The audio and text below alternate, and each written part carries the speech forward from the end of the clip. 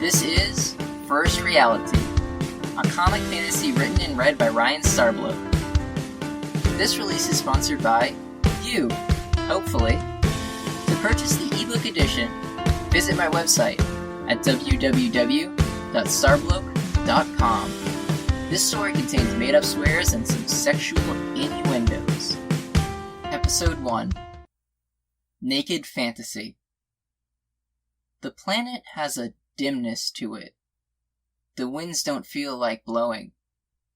The seas are upset. The world rots. But some dudes think there's this prophecy, slowly coming to a predictable fruition.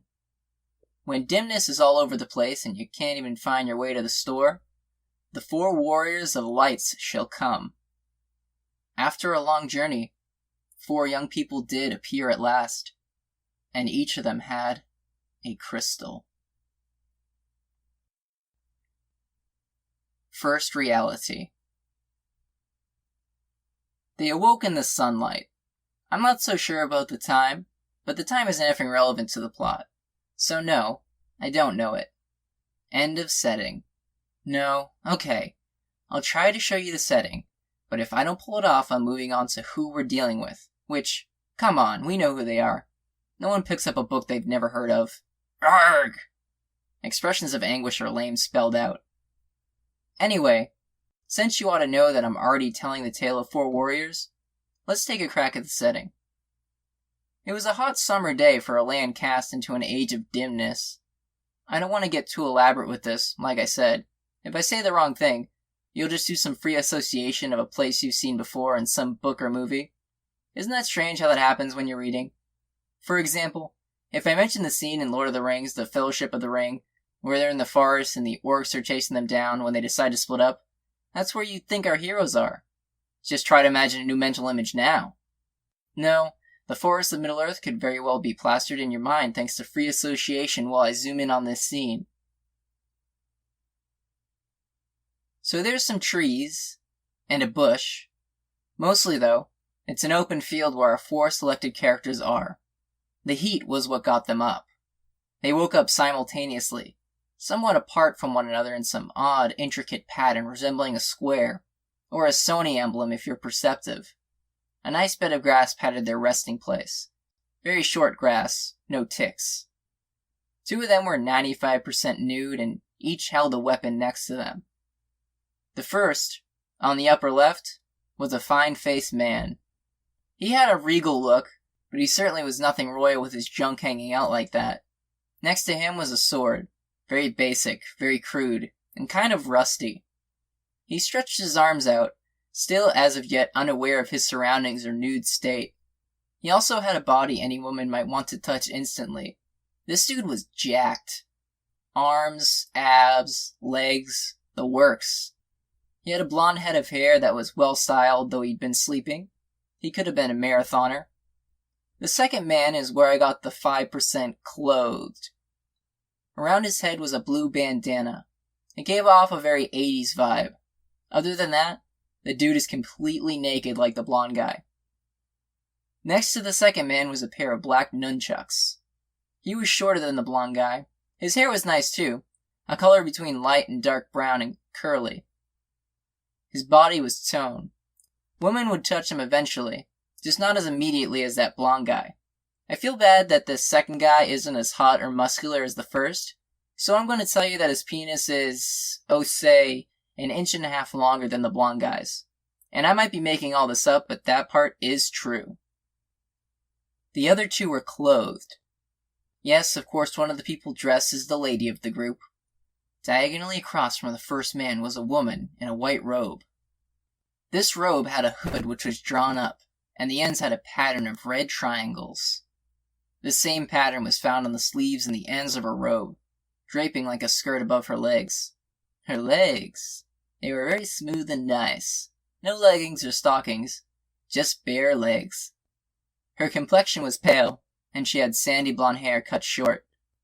Next to her was a cracked wooden staff. She was rustling. To the left of the woman was the strangest one of them all, and that might be saying something. This last character had on a blue robe similar to the woman's except there were no triangles. It was a dark blue shade. He was wearing a pair of brown gloves that covered above where the sleeves ended. On his head was a silly hat. It was brown, made of leather, and covered his head. As for the face, well, I just don't know how to satisfy your curiosity. There was darkness, save for 2 yellow dots I suppose must be eyes opening up. The blue robe also had a tall, stiff collar that covered more than half of his face, which was already completely dark. When the eyes blinked, it was all black. Next to him was a little dagger. He looked at it. "Where are we?" the blue-robed one asked. His hat remained on his head despite leaning forward. "Oh my!" the woman exclaimed at the naked men adjacent to her. Thankfully, they all spoke the same language. "Better yet," the bandana man said, looking the others over. "Who are you?" No, the blonde man said, standing up, chagrined. "Who am I?" "You're right," the woman said. "I don't remember anything." She stood up, sore from what seemed to be a night spent sleeping out in the clearing. Except... This collective amnesia appeared to affect them all. But something came to them. "Mage," the black-robed man said. "Black mage." "White mage," said the woman. "Knight," said the blonde one. "Ninja," said the bandana man. "What does that all mean?" the black mage wondered. "I know about black mages," the ninja said, casting a gaze at the black mage. "You must have done this, for your kind are into bad tricks and licentious things such as depriving a man his clothes. Now, Mr. The white mage tried to address the ninja, but she couldn't remember her own name.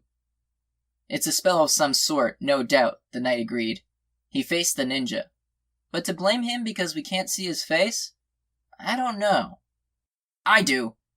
Let's see that face of yours, mage," the ninja demanded. "No, I don't want to," the black mage said. "I'm scared, and I don't know any more than you do." "So let him be," said the white mage. "Fine," said the ninja, "for now. But what are we to do next?" the ninja asked after his plan to blame someone else failed. He took a few steps away from the others. What happened next did not happen to one, but all of them. They each found something very plot advancing. The knight felt something sharp under his left armpit. He traced the skin with his fingers to find what it was. The ninja felt a bump on his forehead, behind his bandana. The white mage noticed something shiny on top of her staff. And the black mage felt an itch on his crotch. One by one, the 4 each found something of great significance. Together they had... "Crystals?" the black mage asked, inspecting it with his hands. "Matching crystals," the knight observed. "So shiny." The knight's was blue. The ninja's was red. The white mage's was green. The black mage's was yellow. "Our fates seem to be intertwined. So tell me, knight, how are you with that blade you have with you?" the ninja asked. "I am no master swordsman. My memories are blank, inaccessible. But I believe I might know some things. What about you mages? Know any spells?" asked the knight. They both answered no, with the ninja then admitting he was unsure of how to use his nunchucks. "And none of you recognize these woods?" the white mage asked. It was another unanimous no. "Now what then?" the black mage questioned to his fellow amnesiacs. "Wait," said the ninja. "I see something to the north. You see it there," he pointed. "Maybe a village, and a castle." "Let's move out," said the knight. "Good plan," said the black mage.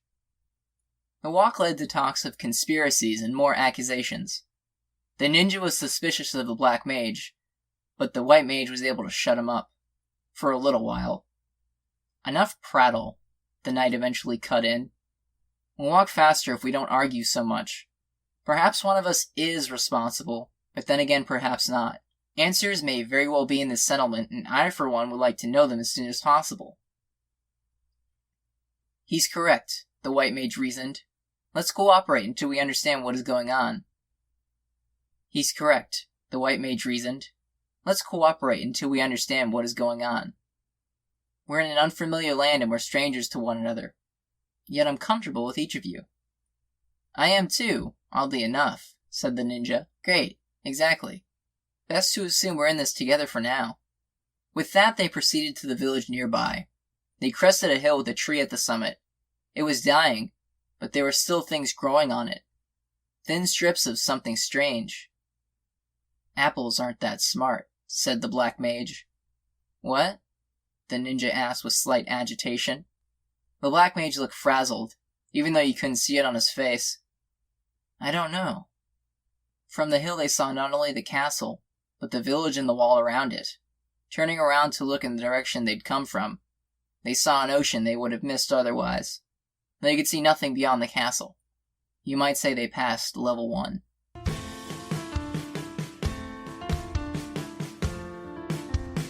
That was First Reality. The next episode will be released next Wednesday. To find out what happens sooner, this book is available on both Amazon and Kobo. Thank you so much for listening. My name is Ryan Starblow. Enjoy your day, yourself, and your mind.